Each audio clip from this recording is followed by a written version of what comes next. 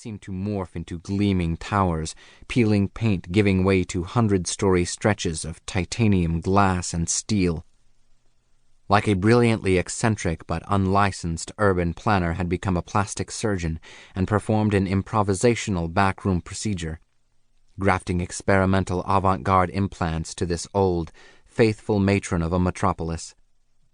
The megacity's blocks were packed tightly, filled with an amalgam of high and low-value real estate bunched together like giant, gleaming haystacks. Above, gyromobiles ferried people through the maze of floating traffic signals on New Sunset Boulevard, which hung a couple of thousand feet in the air. Below the hazy airways, the occasional jalopy with an old-school gas engine chugged along, sputtering, as if unsure of what to do with all the empty space ahead of it on this neglected stretch of old Sunset. The rubber Teflon blend in the soles of Mr. Smith's work boots, soles guaranteed by Nike to last 75 years, although he would have been happy with the next 75 seconds, gripped the slick pavement as he pivoted into an alley off 3rd Street on Avenue R. He leaned against a crumbling, greasy brick wall, heaved panicked breaths in and out, and listened for their footsteps. The morning sky was white and wet. A selection of sounds, the hiss of a monorail's doors as they slid closed on the tracks a few feet away in the street, crisply screeching whistles from the city wranglers, guiding non-Stansbury-related citizens from one side of the street to another. Nothing out of the ordinary.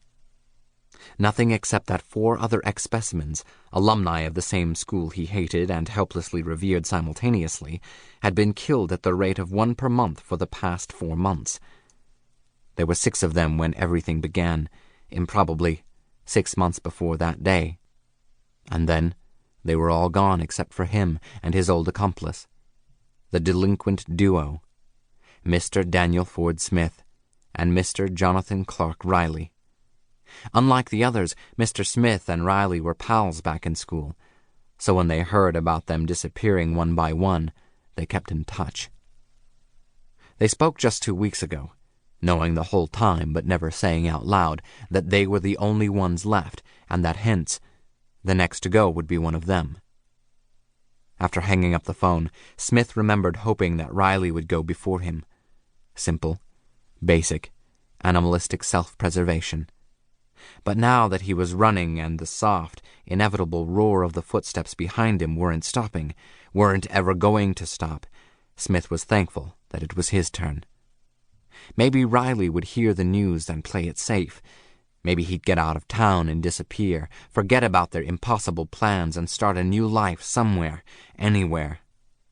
Standing there in the alley, drenched in the polluted, yellowing rain, he decided to keep running, because the least Smith could do was give his old buddy a few more minutes of a head start before the footsteps came after him. The pattern of the rain drummed a beat on his shoulders grown thick, riddled with pipes of tendons that trailed down into a network of shivering muscles in his arms. Muscles courtesy of Stansbury School. Unfortunately, the school's famous med cycle didn't work the same magic on his cerebral cortex. He barely graduated. His parents wouldn't pay for community college. 12 years of Stansbury tapped them out. He wasn't finding a job. As if the odds weren't poor enough, given his lack of credentials, the release of the first wave of gyromobiles corresponded with his year of birth. The floating vehicles replaced conventional automobiles, virtually eliminating traffic accidents, and gave way to the population boom of 2015.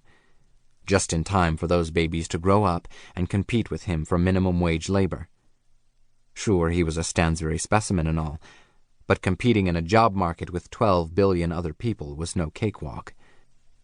Then one day the Stansbury Alumni Relations Board called Smith up out of the blue and offered him a job shifting units of packaged intravenous cafeteria foodstuffs around the school's plant in the outskirts of San Angeles. He accepted graciously. The offer made him think the school wasn't so bad after all. They took care of their own. No one called him Mr. at the plant, though, just spat out Smith like it was a 4-letter word, but a job was a job, and he was determined to tough through it and make an honest living. His mom and dad were proud, relatively speaking. Families